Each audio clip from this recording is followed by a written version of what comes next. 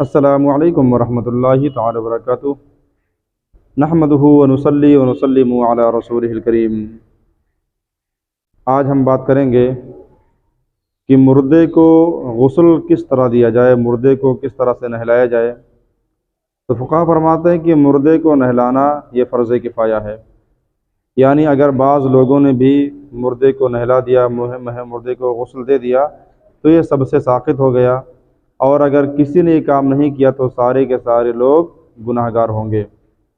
اب مردے کو نہلانے کا طریقہ کیا ہے، تو اس کے بارے میں بہار شریعت حصہ 4 صفحہ نمبر 810 اس میں لکھا ہوا ہے کہ جس تختہ یا چارپائی وغیرہ پر میت کو نہلانے کا ارادہ ہو تو سب سے پہلے اس کو دھونی سے 3 یا 5 مرتبہ خوشبو وغیرہ سے دھونی دے لیں۔ دھونی آپ کو کس طرح سے دینا ہے کہ کسی چیز میں خوشبو سلگا کر کے اور اس چارپائی یا تختے کے چاروں طرف گھما دینا ہے، پھر میت کو اس تختے کے اوپر لٹانا ہے۔ لٹانے کے بعد ناف سے لے کر کے گھٹنے تک اس کے بدن کو چھپا دیں کسی موٹے کپڑے سے۔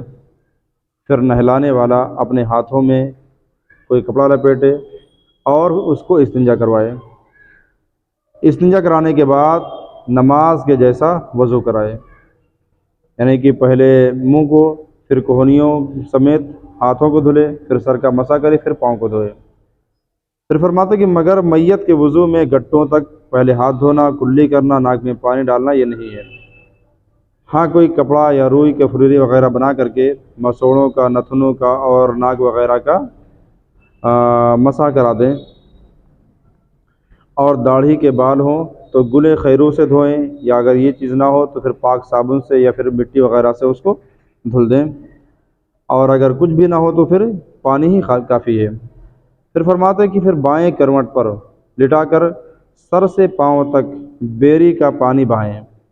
مردے کو بائیں کروٹ پر لٹا دیں اور پھر سر سے لے کے پیر تک بیری کا پانی، وہ ایسا بیری کا پانی جو گرم کیا ہوا ہو، جوش دیا ہوا ہو، اس کو بہائیں، یعنی کہ اس کے پورے بدن پہ پہنچ جائے۔ پھر اس کو داہنے کروٹ پر لٹائیں اور پھر سر سے پاؤں تک بہائیں تاکہ اس کے پورے بدن پہ پانی پہنچ جائے۔ کہتے کہ اگر یہ نہ ہو تو صرف گرم کیا ہوا پانی ہی کافی ہے۔ پھر مردے کو کیا کریں کہ ٹیک لگا کر بٹھا دیں اور نرمی کے ساتھ نیچے کی طرف پیٹ پر ہاتھ پھیریں۔ اگر کوئی گندگی وغیرہ نکلے تو اس کو دھو ڈالیں، وضو اور غسل کا اعادہ نہ کریں۔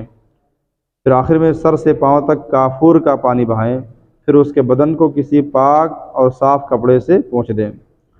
فرماتے ہیں کہ 1 مرتبہ سارے بدن پر پانی بہانا فرض ہے، 3 مرتبہ سنت، اور جس جگہ پر مردے کو غسل دیا جائے اس جگہ کو چھپا دیا جائے تاکہ نہلانے والے کے علاوہ اور مددگاروں کے علاوہ کسی دوسرے کی نظر اس مردے کے اوپر نہ پڑے۔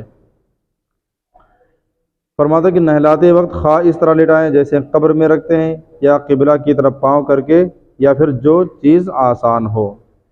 اللہ تبارک و تعالی ہم تمام لوگوں کو اس پر عمل کرنے کی توفیق عطا فرمائے۔ السلام علیکم۔